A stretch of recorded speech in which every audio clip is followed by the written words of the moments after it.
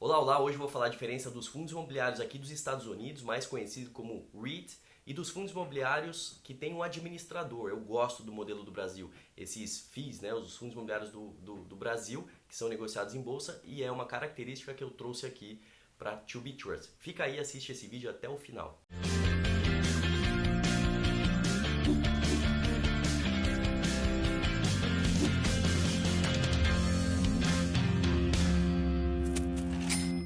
Bom, os fundos imobiliários eles surgiram aqui nos Estados Unidos. Antigamente as empresas elas queriam ter, né, ativos imobiliários dentro do CNPJ deles e não podiam, a legislação não permitia com que isso acontecesse. E aí criou-se lá atrás, em 1960, uma legislação própria para os REITs, para os fundos imobiliários aqui dos Estados Unidos, e aí sim as empresas podiam ter ativos imobiliários dentro da carteira, tá certo? Então surgiu de uma necessidade, de uma demanda que essas empresas tinham lá atrás e a partir disso os fundos imobiliários se tornaram um sucesso aqui nos Estados Unidos e estendeu para outros países. Qual é a principal diferença dos REITs, dos fundos imobiliários aqui dos Estados Unidos, mais conhecido como Real Estate Investment Trust, e dos fundos imobiliários do Brasil, que tem um administrador? A principal diferença é que os REITs, eles têm todos os imóveis debaixo desse CNPJ, ok? Até aí tudo bem. Porém, todo o centro de custo, administração, gestor, financeiro, toda a administração do fundo está debaixo desse CNPJ. Então é como uma empresa que tem a geração de receita proveniente de aluguéis ou proveniente da atividade, né, que esse fundo imobiliário ele tem lá na legislação do fundo, tá certo? Então, só que a grande diferença é que todo o centro de custo ele está dentro ali desse fundo, tá? Então, para nós começarmos com um fundo imobiliário aqui nos Estados Unidos, eu gosto muito do modelo do Brasil. Por quê? Porque ele é muito justo, ele é muito transparente, ele é muito simples. Como que funciona? O CNPJ, o fundo, ele é dono das propriedades. Os investidores são donos do fundo, eles são cotistas do fundo.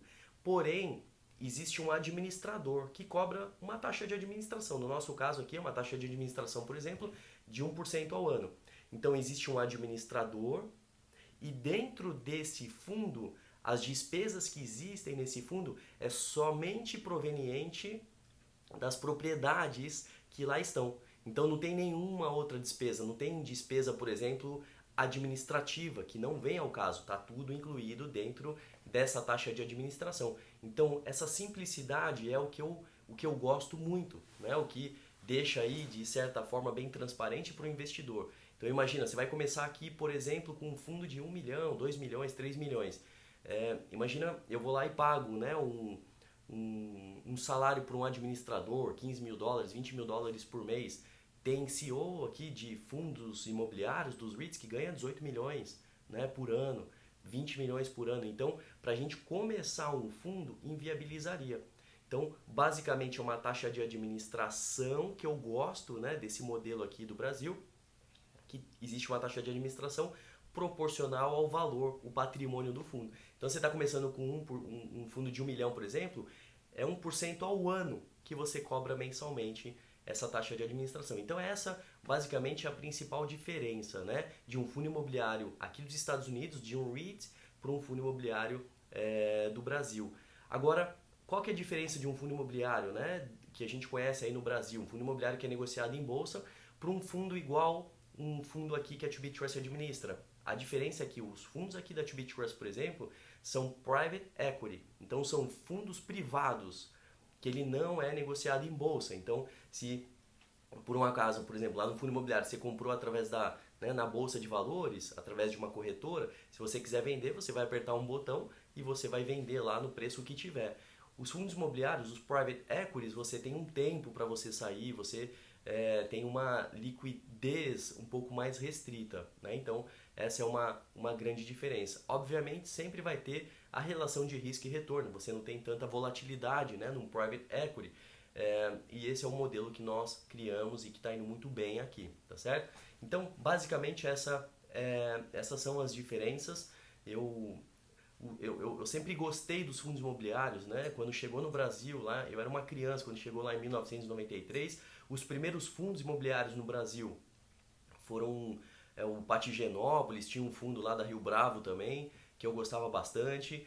São fundos que não tinha tanta demanda. Por quê?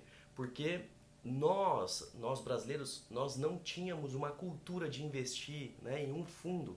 A gente gostava lá né, pela cultura. Quando nós tínhamos inflação, né, alta no Brasil, hiperinflação, os investidores eles queriam ter o tijolo, uma forma de proteger, né, a carteira, o patrimônio. Eles gostavam de comprar ativo. Então, os nossos avós, se vocês lembrarem disso, os nossos pais, os nossos avós sempre falaram: compra terreno, compra imóvel, né? Então por isso que muita gente está imobilizado, né? Ou está totalmente imobilizado e tem essa cultura até hoje e não gosta muito de comprar os fundos imobiliários. Eu particularmente sempre gostei muito dessa característica, mas porque você consegue ter uma diversificação, né? De não ficar em um único ativo. Você tem uma carteira dentro daquele fundo, você tem vários imóveis, então você tem um pedacinho de cada imóvel, tá? Então chegou lá em 93, mas só mudou sim, só ganhou corpo, só ganhou força os fundos imobiliários no Brasil em 2009, quando teve a isenção de imposto. Então, nós sempre tínhamos uma taxa de juros no Brasil, né? Até então, uma taxa de juros muito alta. As taxas de juros para combater a inflação no Brasil até 2009 eram sempre muito altas, sempre foram altas, né? Isso é cultural, a gente já estava muito acostumado com isso, né? Então, em 2009, quando a taxa de juros caiu, começou a ter muita demanda para os fundos imobiliários. Eu estava no mercado, eu operava ações naquela época, mas eu gostava dos fundos imobiliários. E ali teve uma quebra de paradigma, e aí começou a ganhar força os fundos imobiliários, mas foi ali a partir de 2009. E aí começou a ter vários fundos, né, vindo para o mercado, fundos bons e fundos não tão bons, mas teve um boom aí de fundos imobiliários no Brasil a partir de 2009. Porém, ainda o mercado imobiliário no Brasil ele é relativamente pequeno comparado com os Estados Unidos, né? Então aqui nos Estados Unidos, por exemplo, a somatória dos fundos imobiliários, dos REITs, que são negociados em bolsa, passa 4 trilhões de dólares. Aí no Brasil, se a gente, né, a somatória dos fundos imobiliários chega aí a 60, com o câmbio de hoje, aí uns 70 bilhões de dólares. Então, quase 0,5% do total, né, dos fundos imobiliários aqui dos Estados Unidos. Então, existe uma diferença muito grande. Porém, o americano ele é cultural, né? Eles investirem em imóveis aqui. E os fundos imobiliários é uma grande opção para eles, porque existe uma recorrência de rendimento, né? É difícil ter fundo imobiliário mensal aqui, tem alguns, mas normalmente tem os dividendos, né, que é distribuído aí por quadrimestre ou semestralmente. Então, basicamente, essa é a diferença de um e do outro, tá certo? Então, é isso aí. Qualquer coisa eu tô por aqui.